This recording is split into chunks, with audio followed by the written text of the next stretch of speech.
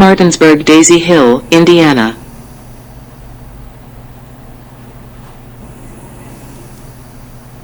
So, this tornado, as we pause for a few minutes, this is the DuPont Martinsburg Daisy Hill,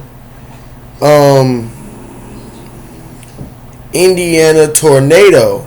This tornado was formed on April 3rd, 1974 at 2:16 p.m. and dissipated April 3rd, 1974 at 3:25 p.m. The destruction of this tornado was an hour and 9 minutes. Paul Martinsburg, Daisy Hill, Indiana. Damage in the DePaul area. Meteorological history. Formed April 3rd, dissipated April 3rd, 1974. Duration 1 hour and 9 minutes. F5 tornado. On the Fujita scale. Overall effects. Casualties 6 fatalities, 7. This was the first in a series of 5 consecutive violent tornadoes produced by a single supercell from southern Indiana into extreme northern Kentucky and then southwestern Ohio. It was also the first F5 tornado out of the 7 during the outbreak. 2/1/22. The tornado initially touched down south of Huffman around 2:16 p.m. CDT and moved along an east-northeast to northeast path. 23/24. One person died near the origin point when their mobile home was destroyed. Southeast of Branchville, one person died and another was injured while sheltering in a ditch. The bus they were previously in was thrown 50 feet, 15 meters, into the ditch and crushed them. In Crawford County, the tornado grew to over 1 mile, 1.6 kilometers. It skirted by several smaller communities but completely destroyed many rural farms. It struck southeastern portions of DePaul, killing 1 person. 24. While moving through DePaul, no condensation funnel was observed with the tornado despite its intensity and remained that way as it moved into Martinsburg. 25/26. Another person was killed east of Palmyra. In Washington County, the tornado moved directly through Martinsburg, destroying 38 out of 48 homes in the town. 24. The Indianapolis News described the town as, for all practical purposes, is no longer there. Numerous trees were completely stripped of their branches and debarked. 26. The tornado soon struck Daisy Hill where several homes were completely swept away. It ultimately dissipated near New Liberty around 3:25 p.m. CDT after traveling 62 miles, 100 kilometers. 23/24.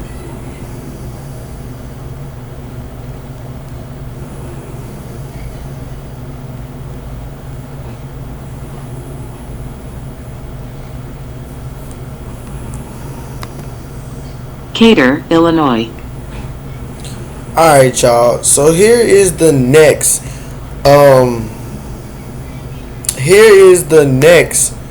tornado that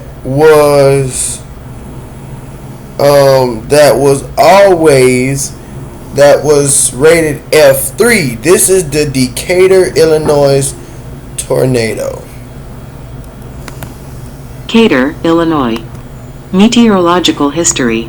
Formed April 3rd, dissipated April 3rd, duration 20 minutes. F3 tornado. On the Fujita scale. Overall effects. Casualties. 1 fatality is greater than or equal to 26 injuries. Damage. $3.2 million, 1,974 United States dollars. This tornado touched down just north of the Sangamon River and traveled along an east-northeast trajectory, damaging several homes as it moved toward Decatur. 27. 4 residents in the area reported 2 funnels as the tornado intensified. 28. Many homes were damaged near Weichels Corners in western Decatur. 27. many trees were left, mangled and twisted, in the area. 29. After crossing the Cloverleaf interchange between I-72 and US 51, it moved across a sparsely populated area of farmland. The few homes that were struck in this area were obliterated, as aerial surveys shows concrete slabs and exposed basements and debris strewn across open fields. The tornado then traversed IL-121 and struck the Macon County Fairgrounds. 29. Near the fairgrounds, one person was killed and another was injured when their mobile home was thrown into a tree and torn apart. 30. At the Macon County Fairgrounds, an exhibit housing 21 boats and 2 campers was destroyed and 3 barns were destroyed. Losses reached $100,000. 31. Along Shadow Lane, 26 homes were heavily damaged and 8 others were impacted. 3-2. A section of a concrete bridge was dislodged and lifted at a construction site along I-72. Across its path, the tornado destroyed 55 homes and damaged 106 others, with total losses amounting to $3.2 million. A total 26 people were hospitalized, but the full extent of injuries is unspecified. 27. 4, 24, 3-3.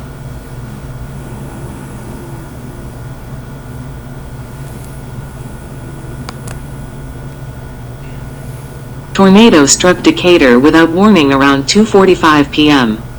CST. A severe thunderstorm warning was issued at 2:43 p.m., tornado sirens were sounded at 2:48 p.m., and a tornado warning wasn't issued until 2:56 p.m., by which time the tornado had cleared Decatur and dissipated near US 51. 28-23, local police established 2 command posts and dispatched officers, including off-duty and auxiliary, to Decatur for patrol duties. 15 firefighters were deployed to check for fires and assist with downed wires, while the street division assisted with debris removal. Representative Edward Rell Madigan, R.I.L., pledged all possible assistance to victims. 28. Electrical service was restored to the city by 8 a.m. On April 4th, with the exception of 35 homes. Cablevision service remained offline due to damaged wires. 34. The American Red Cross set up a relief headquarters at Bowling Springs Church of God, with 2 coordinators assisting victims with federal assistance paperwork. A canteen operated by the Salvation Army provided food, and Catholic Charities distributed clothing. The Council of Community Services was likely to head long-term relief efforts. 35. All roads in the city were cleared by April 5th. The tornado prompted the addition of additional procedures to an in-the-works emergency preparedness program, which would now include the Inspection and Public Works Department. Faster emergency medical response was identified as a pressing issue, and plans to have a mobile headquarters were made. 3-6. The Macon County Fairgrounds president sought state aid to repair the facility. 31. April 5th, 300-400 volunteers, including farmers from DeWitt and Moultrie counties, gathered at the fairgrounds to help with cleanup across the city. Heavy machinery was used by city crews in the hardest hit areas, while the volunteers focused on less damaged areas. 37. Volunteer work concluded on April 7th, with more than 2,000 people assisting during the 4-day period. 38. Several people suffered cuts from sheet metal while clearing debris. 37. The tornado was described as the worst to ever hit Decatur. 3-9. Alright, y'all. So here is the other part. This is the Parker City tornado family, which was formed around 2:50 p.m. and 3:58 p.m. on April 3rd. 2 fatalities and 54 injuries. There were 3 tornadoes conformed in this predicament, with an hour and 8 minutes.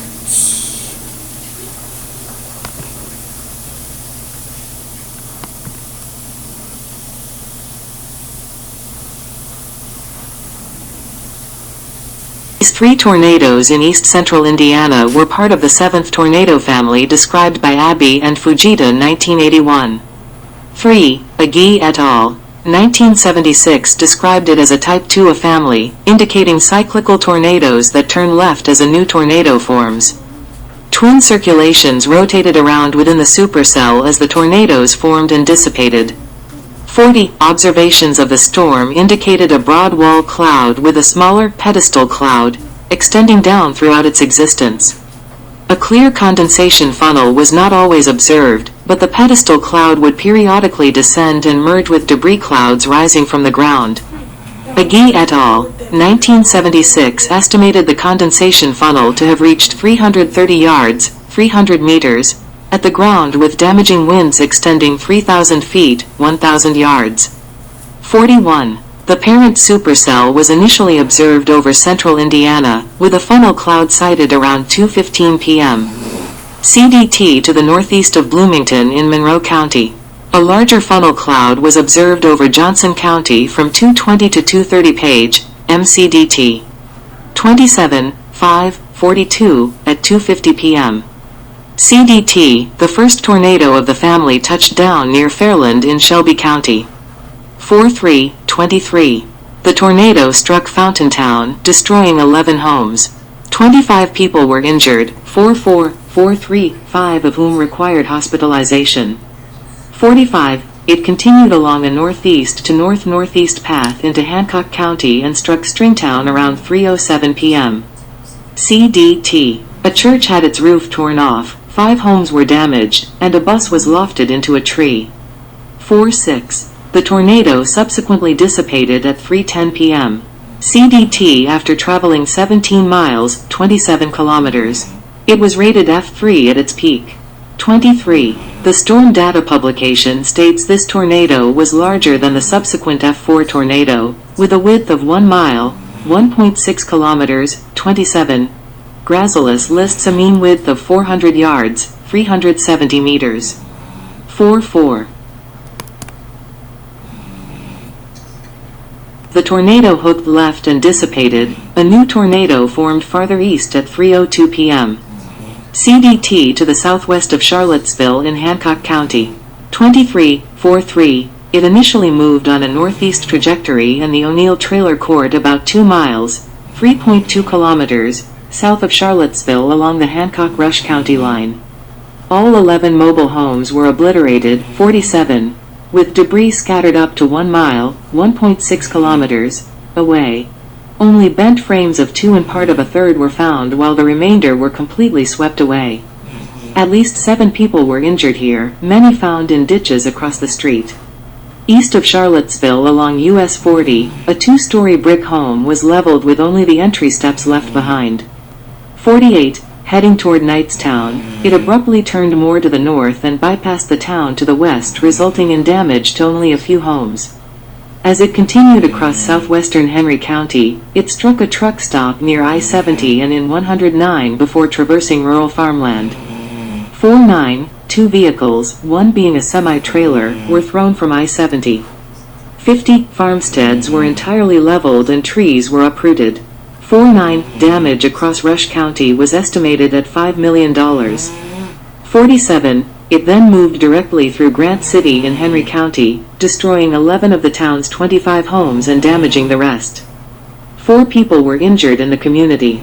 48. After crossing more farmland, newspaper reports indicate the tornado lifted as it approached Kennard, only to touch back down on the west side of town. 49. Kennard suffered extensive damage with 70% of the town damaged or destroyed. Much of the northern portion of town was severely damaged. Homes in the town were leveled, with 48 destroyed overall, and the upper half of a 2-story brick elementary school was swept away. 49. A pregnant woman was injured and subsequently had a premature birth. The infant did not survive. 17 people were injured. 43. Northeast of Kennard, more farms were damaged. Between Mount Summit and Moreland, the ceiling of a high school collapsed. 49. The tornado dissipated at 3:20 p.m. CDT after traveling 20 miles, 32 kilometers. It was rated F4 at its peak. 23.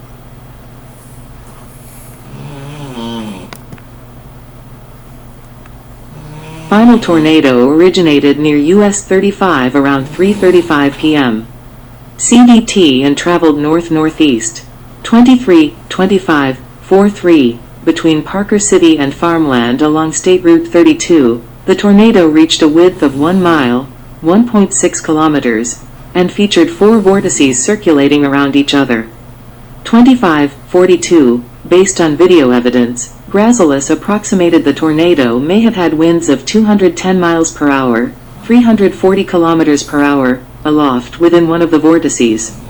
This was based on the forward speed of the tornado, the velocities of the smaller vortices rotating around the mean center of the tornado, their velocity rotating around each other.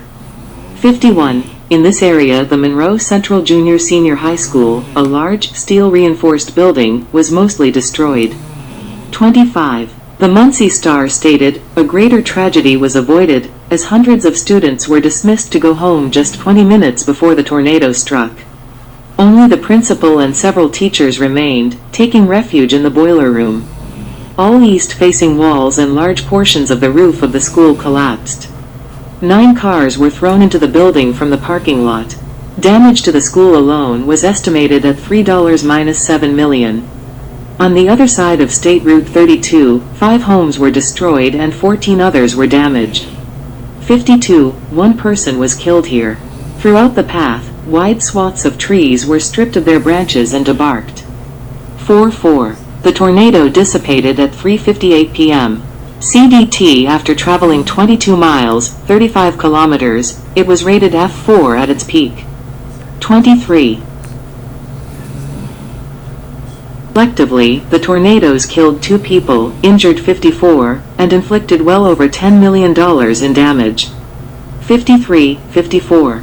The Carthage Volunteer Fire Department set up clothing donations for victims in Charlottesville, and the Red Cross provided food. 5-5. In the immediate aftermath, emergency responders in Kennard were unable to coordinate due to the lack of a command center. Looting was reported before county police arrived. 56. An estimated 300 sightseers clogged roadways into the community. 58 members of the Nation Guard arrived in Kennard for search and rescue and cleanup. The Red Cross assisted residents with applying for relief aid, with 20 volunteers arriving within a day of the tornado. 5-7. Displaced persons were sheltered at a community center and elementary school in Greensboro. 56.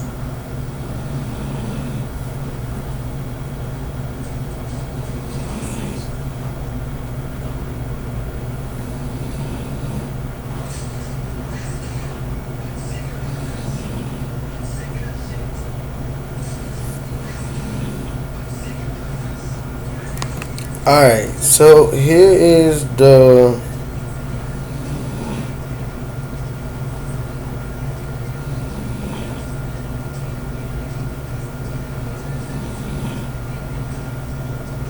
here are the other tornadoes.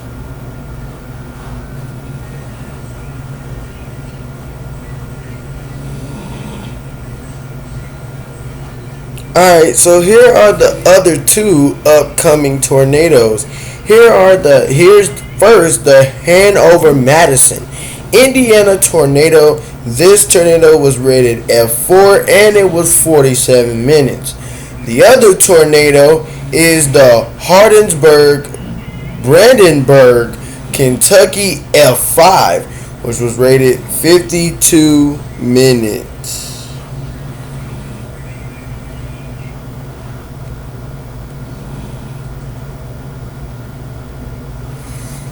So, and then here's the Xena, Ohio F5. That tornado is interesting. And here's the Rising Sun, Indiana, Taylor Sport, Kentucky, Cincinnati, Schuyler Park, Ohio F5. That is a long name for a tornado. I don't even know how they were able to put all of that in one. But let's listen to these 3 tornadoes. The DePaul F5 tornado weakened. The same supercell spawned a second tornado to the east at 3:19 p.m. just northeast of Henryville in Clark County. It moved generally east-northeast and entered Scott County, killing 1 person there. 4-4. As the tornado approached Chelsea, it grew to an estimated 0.75 to 1 mile, 1.21 to 1.61 kilometers, wide and swept away many homes. 2-6. Doctors at the Madison State Hospital observed two funnels merge as the tornado struck Hanover. 5-8. Hanover College was largely destroyed. A few students were injured and damage to the college alone reached $10 million. 4-4. At a housing development in Hanover, 71 of the community's 75 homes were leveled, with a state trooper likening the destruction to an atomic bomb testing ground. 5-9. Tornado reached its peak strength as it struck Madison, where large, expensive homes were completely destroyed. Roughly 300 homes were destroyed in northern Madison and 7 people were killed. 4-4-6-0. The 6-story Indiana-Kentucky Electric Company Clifty Creek Power Plant was almost completely leveled north of Madison, with only 3 smokestacks left standing amid a 2-story pile of debris. A large swath of trees were snapped and crushed nearby the plant. 2-6. The Madison State Hospital suffered $600,000 in damage, with 1 patient and several maintenance buildings were destroyed. 5-8. 3 people were killed near China. 4-4-6-0. A total of 11 people were killed, 190 others were injured, and damage reached $35 million. 4-4. Doctors from the damaged Madison State Hospital were sent to Hanover to assist victims. 30 people were rescued from basements.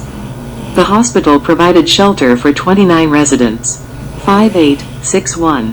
The tornado had a peak width of 700 to 1,760 yards, 640 to 1,610 meters. 6-2-6-3. Hardinsburg-Brandenburg, Kentucky.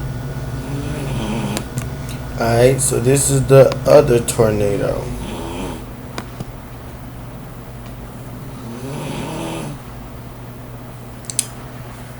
Deadly and violent tornado, which produced F5 damage and took 31 lives, touched down in Breckinridge County around 3:30 p.m. Central Daylight Saving Time and followed a 34-mile (55 kilometers) path. 10. The tornado first moved across the north edge of Hardinsburg, inflicting F3 damage to homes at that location. The tornado quickly became violent as it moved into Meade County, producing F4 damage as it passed north of Irvington, sweeping away numerous homes in this rural area. Vehicles were thrown hundreds of yards from residences and mangled, and a few were completely wrapped around trees. One home that was swept away sustained total collapse of a poured concrete walkout basement wall. 6-5. A news photographer reported that the tornado left no grass as it crossed KY-79 in this area, and canceled checks from near Irvington were later found in Ohio. 6-5. Past Irvington, the tornado tore directly through Brandenburg at F5 intensity, completely leveling and sweeping away numerous homes, some of which were well built and anchor bolted. 10. The town's downtown area was also devastated, with 18 of the fatalities occurring along Green Street alone. 66. Trees and shrubbery in town were debarked and stripped, extensive windrowing of debris occurred, and numerous vehicles were destroyed as well, some of which had nothing left but the frame and tires. A curtain rod was found speared deeply into the trunk of one tree in town. 6-7. Several tombstones in the Cap Anderson Cemetery were toppled and broken, and some were displaced a small distance. Exiting Brandenburg, the tornado crossed into Indiana, producing F4 damage there before dissipating. 6-3. The same storm would later produce tornadoes in the Louisville metro area. 10.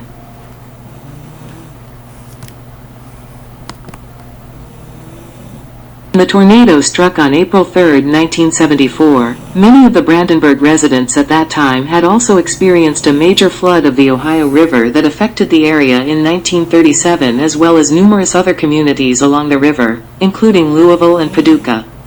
The Brandenburg tornado is the only tornado to have officially produced documented F5, EF5 damage in the state of Kentucky, with the 1971 Gosser Ridge, Kentucky tornado being rated F5 by the National Oceanic and Atmospheric Administration and the Nuclear Regulatory Commission, before being downgraded to F4 after 2000. 68. Xenia, Ohio. Alright, so here's the other tornado.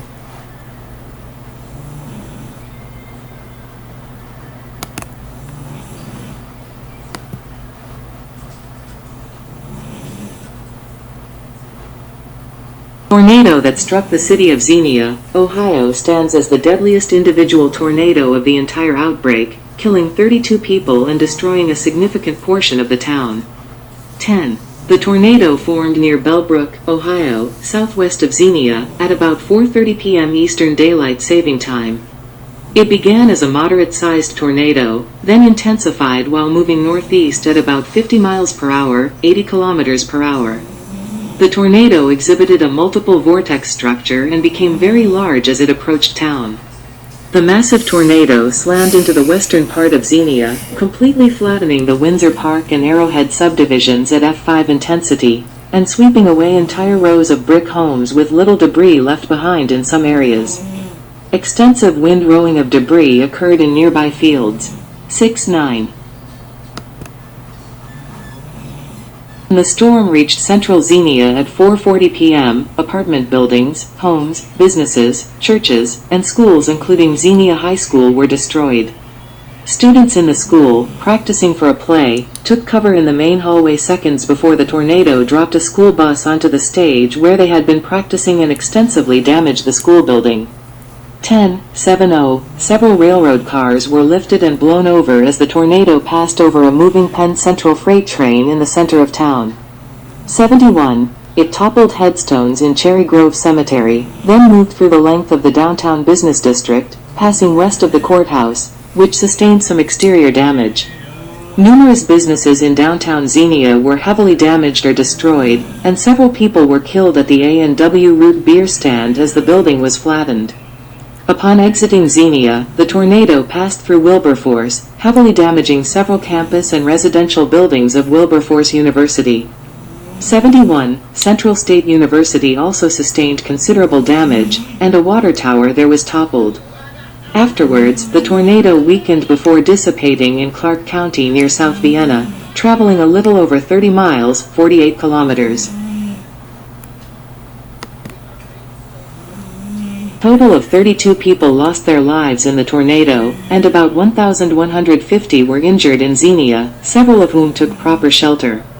In addition to the direct fatalities, 2 Ohio Air National Guardsmen deployed for disaster assistance were killed on April 17 when a fire swept through their temporary barracks in a furniture store. The memorial in downtown Xenia lists 34 deaths, in honor of the 2 guardsmen.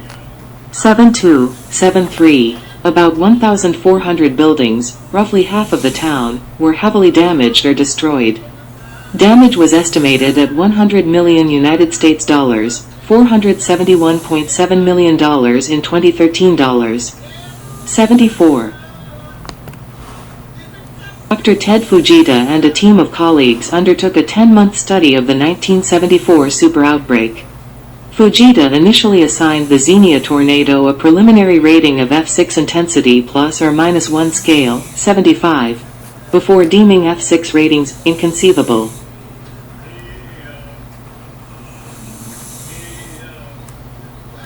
Alright, so here's the other tornado. Here's again the Rising Sun, Indiana, Taylor Sport, Kentucky, Cincinnati, Schuyler Park, Ohio tornado. Then there's the Louisville, Buckner, Kentucky F4. And then there's the Audubon, Monkello, Cockville, Indiana F4. And then there's the Tanner, Alabama, first F5. Then the Jasper Coleman, Fairview, Alabama, F4. Tanner, Alabama, second tornado. And then there's the Gun Twin, Delmar, Alabama, F5. And then the Redstone, Hunt, Alabama, F3. And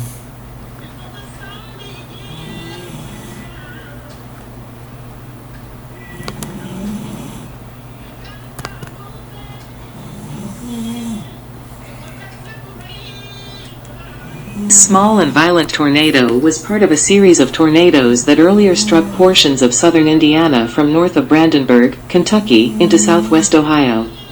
This tornado was witnessed on television by thousands of people, as WCPO aired the tornado live during special news coverage of the tornadoes.